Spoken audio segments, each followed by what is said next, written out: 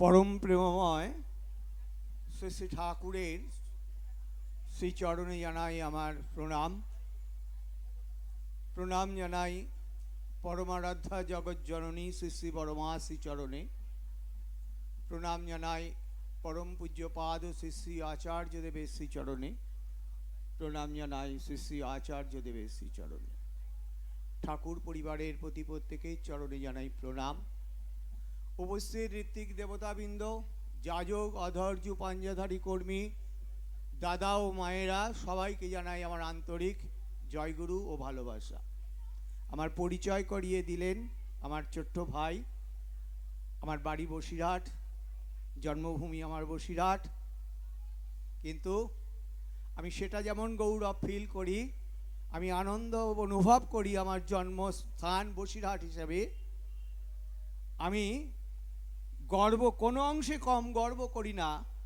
আমি দীর্ঘদিন এই আপনাদের এই অঞ্চলে কার্তিকপুর দেগঙ্গা আদর্শ বিদ্যাপীঠের প্রধান শিক্ষকতার দায়িত্ব পালন করে গেছি।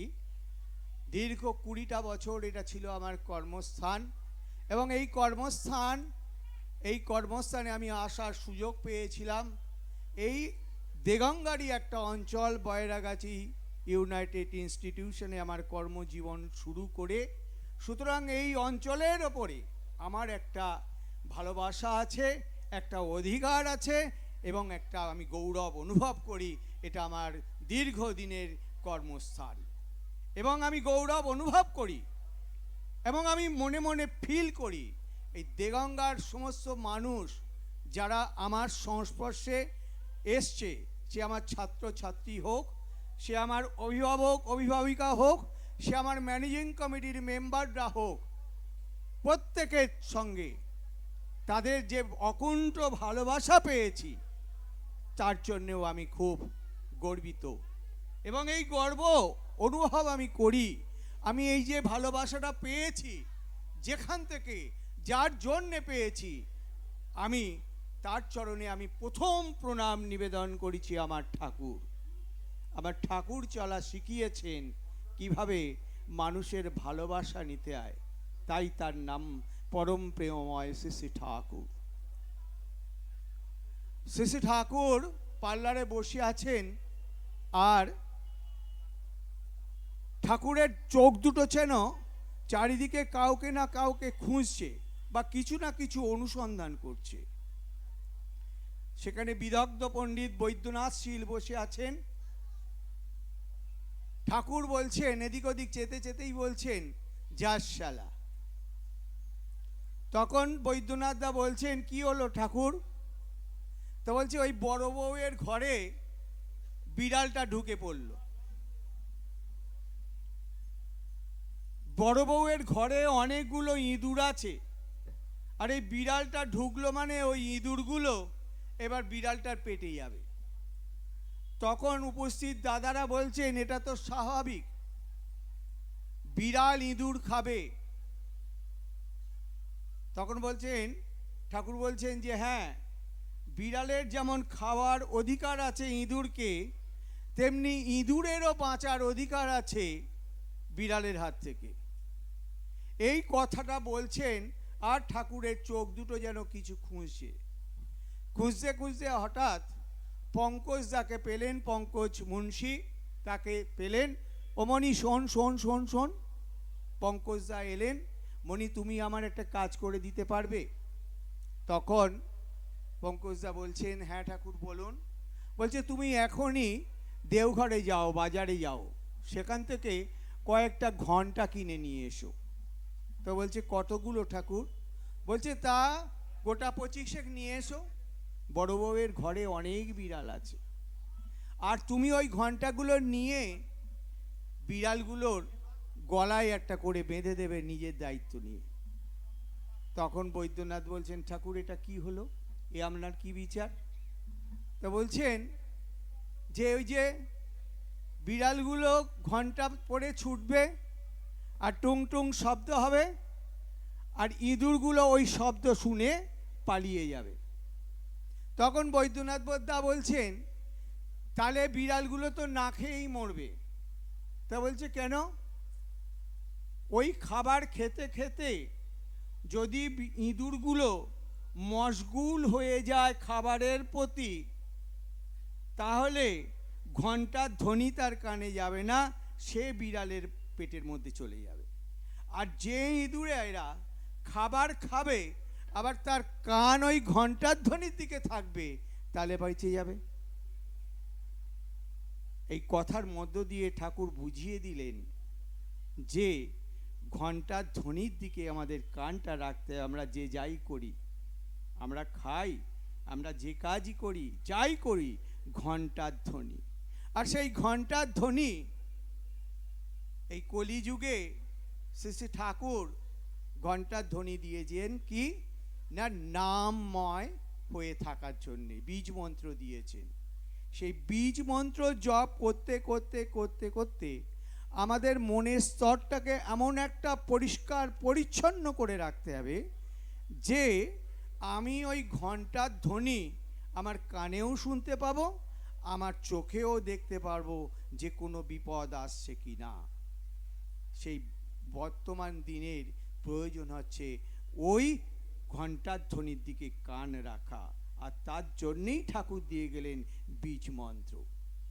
কীরকম দেখুন, 2020 সাল উচ্চ মাধ্যমিক পরীক্ষা শুরু হয়েছে। একটা কি দুটো পরীক্ষা হয়েছে, সারা ভারতবর্ষ ঘরের মধ্যে ঢুকিয়ে গেল। তারপর 2-1 দিনের মধ্যে সারা বিশ্ব ঘরে বন্দি হয়ে গেল। একটা ছোট্ট ভাইরাস, করোনা নামের একটা ভাইরাস সমগ্র পৃথিবীকে স্তব্ধ করে দিয়েছিল। আমরা কি বুঝতে পেরেছিলাম? আমরা 20 মার্চের আগে দীর্ঘ 1 মাস 2 মাস ধরে পরীক্ষার প্রস্তুতি নিয়েছি। এই অঞ্চলের বিভিন্ন স্কুল পরিক্রমা করে সমস্ত প্রস্তুতি আমাদের সম্পূর্ণ। প্রথম পরীক্ষা হয়ে গেছে, হঠাৎ করে ওই একটা ভাইরাসের ভয়ে আমরা ঘরের মধ্যে ঢুকে পড়লাম। আমরা কি জানতাম যে এই ভাইরাসটা আসছে? জানতাম না। ঠাকুর নিজে চোখে নিজে বলেছেন, দেখ আমি ওই ত্রিকুটির ওপরে উঠে ভয়ঙ্কর মূর্তি দেখতে পাচ্ছি, ভয়াল মূর্তি। মানুষের মৃতদেহ, মানুষের লাশ পড়ে রয়েছে, যেখানে পা দিয়ে হেঁটে যাওয়ার জায়গা নেই। সুতরাং পরম পুরুষ যে কথা বলে দিয়েছেন, বলে গিয়েছেন, তার মুখ দিয়ে যে কথা বেরিয়েছে সে কথা পরম সত্য। সেটা আমরা ছোট্ট করোনা ভাইরাসের আক্রমণের মধ্য দিয়ে আমরা বুঝতে পেরেছি যে কি ভয়ঙ্কর দিন আমাদের গিয়েছে। আমরা আশঙ্কা করছি, আমরা আতঙ্কিত হচ্ছি যে আগামী দিনে আরও কোন বিপদ আমাদের জন্য অপেক্ষা করছে।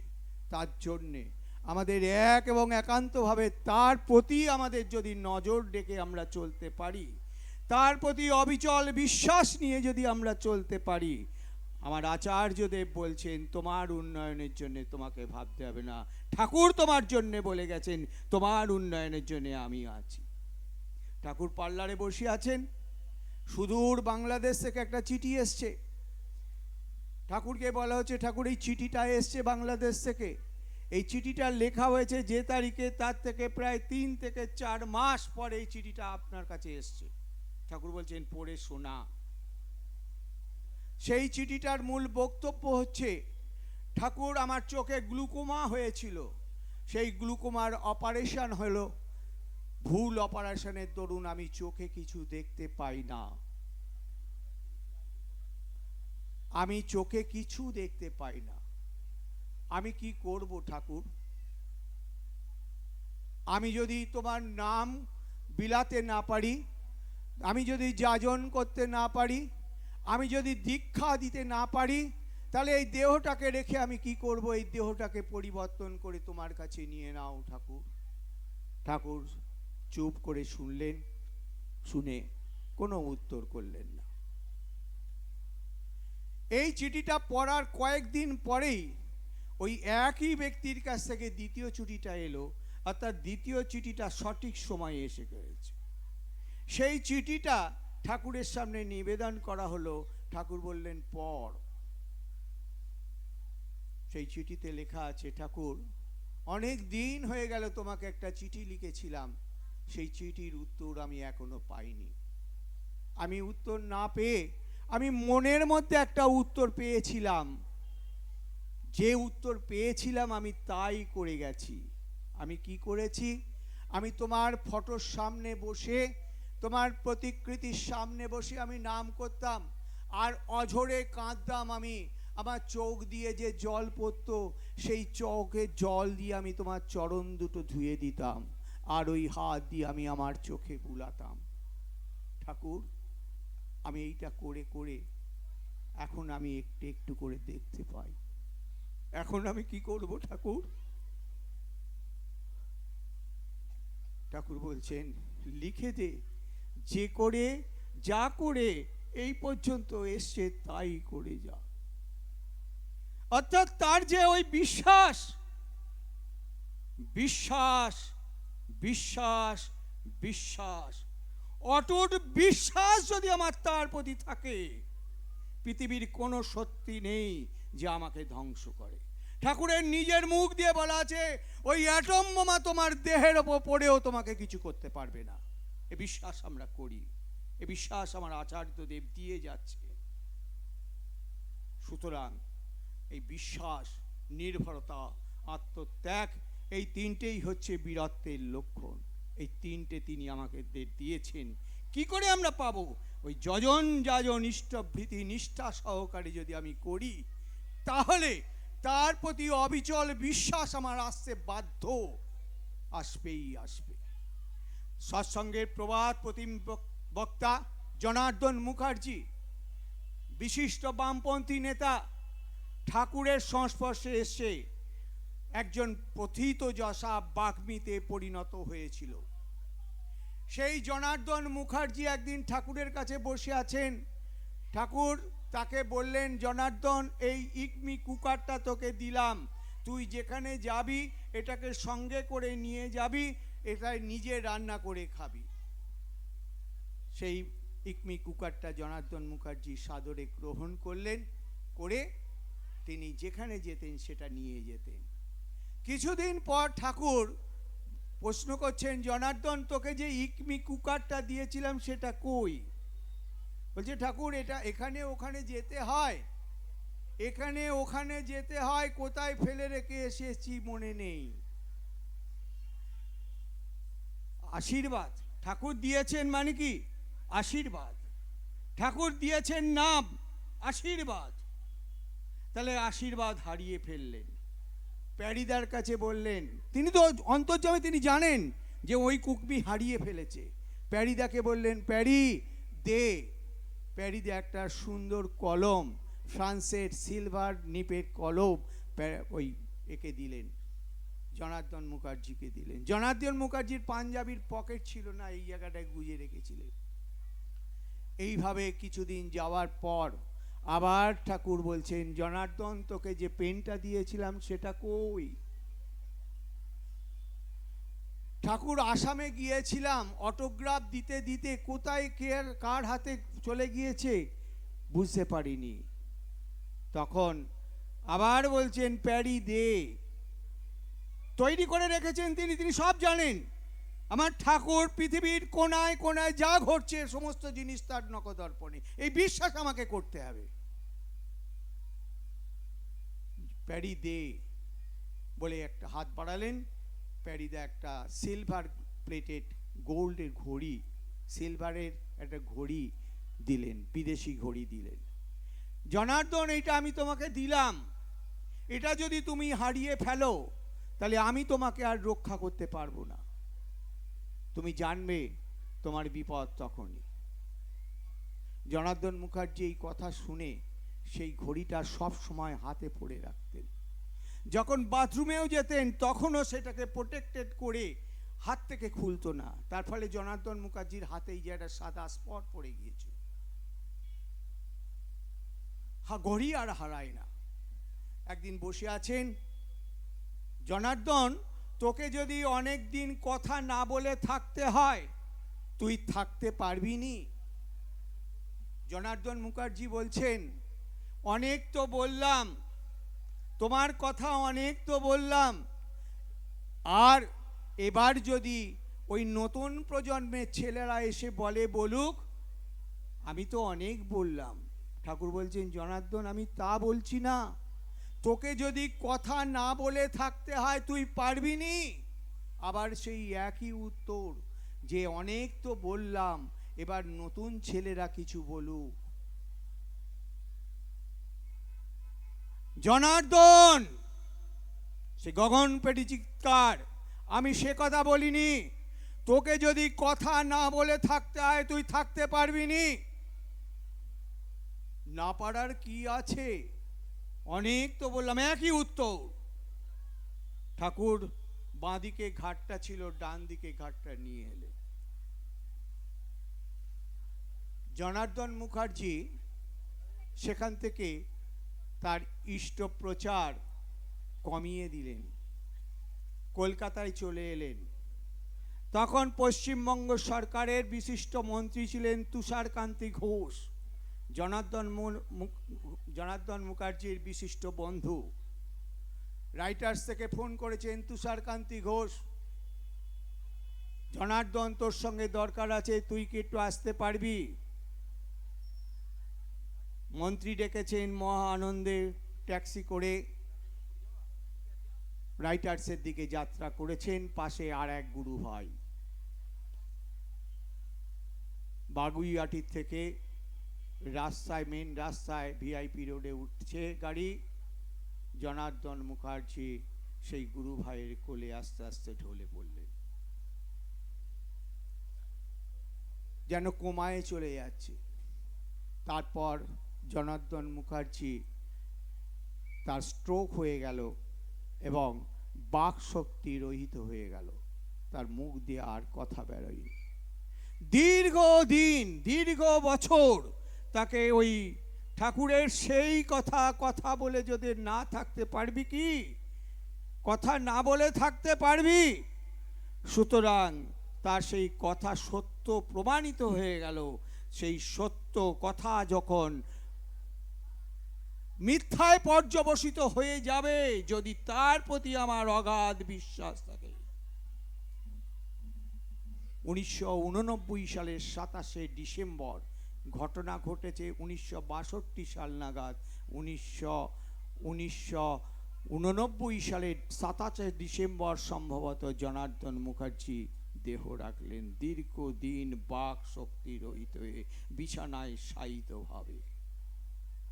ঠাকুরের জীবনী মানে হচ্ছে, ঠাকুরের জীবনের প্রতিটা ঘটনা হচ্ছে আমাদের শিক্ষার জন্যে। আমরা কি সেই শিক্ষা নেব না?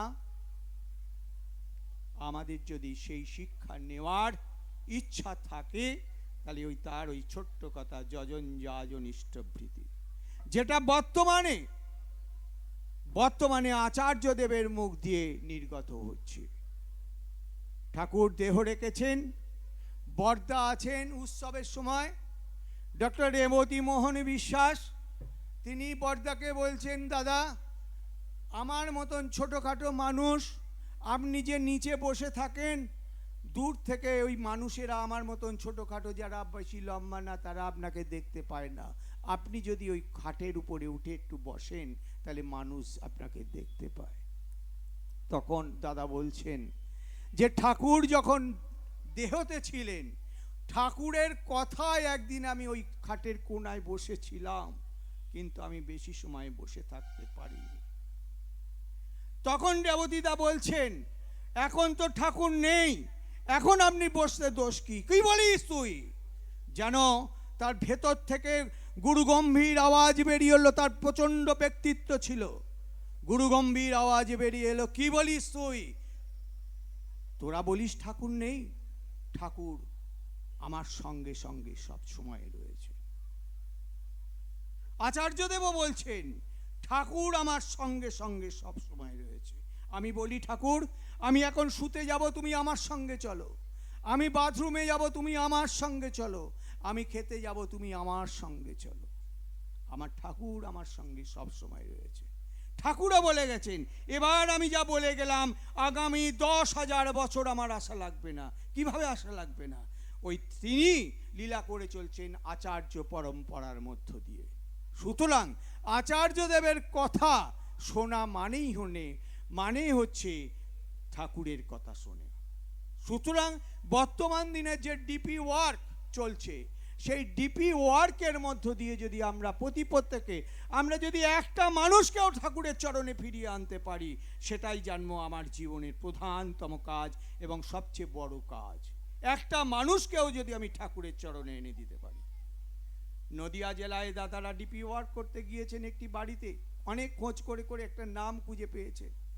দাদারা বাড়ির সামনে গিয়ে জয়গুরু বলে ডাকছেন, তার ছেলেরা বেরিয়ে এসছে, বলছেন, তখন সেই দাদারা বলছেন, এই নামের কোনো মা কি এখানে থাকেন? বলছে, হ্যাঁ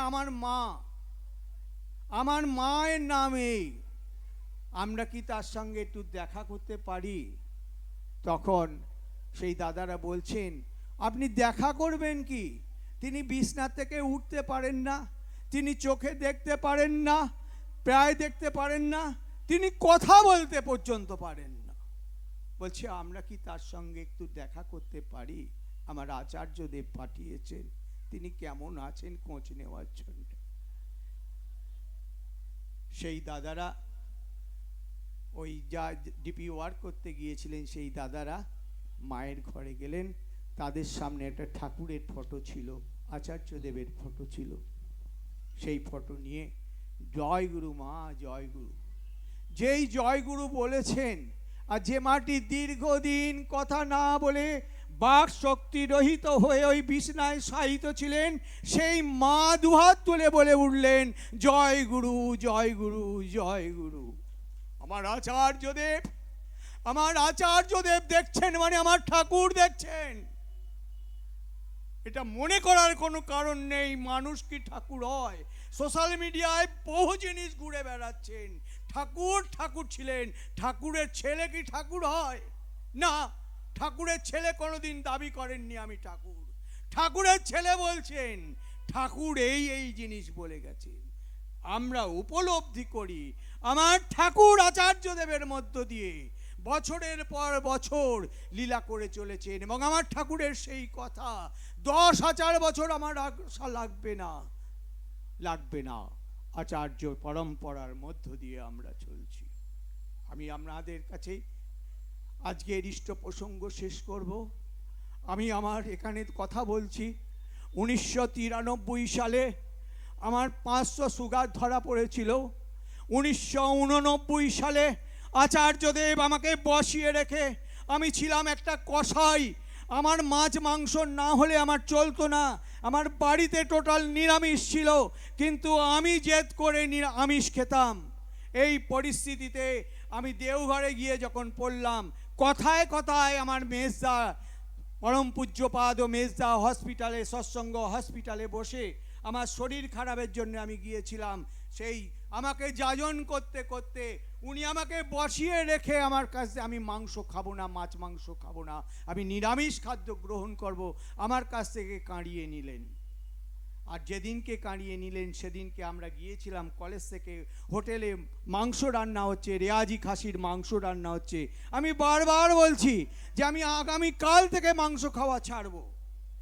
বলছেন তুমি ছাড়তে পারবে না, তুমি আমাকে কথা দিয়ে যাও, তুমি গিয়ে মাছ মাংস যা পাবে খাওগে যাও, আমি তো তোমার পিছন পিছন গোয়েন্দাগিরি করব না, কিন্তু তুমি আমাকে কথা দিয়ে যাও যে তুমি মাছ মাংস আর ছোবে না। আমি বাধ্য হলাম। 1989 সালের সম্ভবত 30শে মার্চ আমি কথা দিয়ে এসেছিলাম মেজদাকে যে আমি মাছ মাংস শোবো না, আমি খাই না। 89 সালের পরে 93 সালে আমার 500 সুগার পড়লো। ডাক্তারবাবু বললেন বেশি করে মাছ মাংস খেতে হবে। আমি আবার চললাম মেজদার কাছে, মেজদা বললেন কোনো দরকার নেই, ডাক্তারবাবু যে ওষুধটা দিয়েছেন সেই ওষুধটা খাবে। আমি এখনও সুস্থ শরীরে আমার সুগারকে কন্ট্রোল রেখে এই আপনাদের এই এখানে স্কুলে, আপনারা জানেন এই স্কুলের পরিবেশ পরিস্থিতি কী ছিল, দীর্ঘ 20টা বছর আপনাদের ভালোবাসায়, আমার ঠাকুরের দয়ায় আমি আপনাদের সেবা করে গেছি, এবং এই দেগঙ্গার প্রতি টান আমার সারা জীবন থাকবে। আজ আমার দিদির বাড়ি ভাঙড়ে, সেখানে উৎসব, ভাই তুই একটু আসিস, ভাই একটু আসিস। আমি দেগঙ্গার ডাককে উপেক্ষা করতে পারিনি। আমার শক্তি যতদিন থাকবে, আমার ঠাকুর যতদিন এখানে আমাকে নিয়ে আসার শক্তি দেবেন, আমি ততদিন দেগঙ্গার মানুষের সঙ্গে দেখা করতে আসবো, আমার ঠাকুরের কথা বলতে আসবো, সকলের মঙ্গল কামনা করে। বন্দে পুরুষোত্তম। ঠাকুর সবার মঙ্গল করো। জয় গুরু। বন্দে পুরুষোত্তম।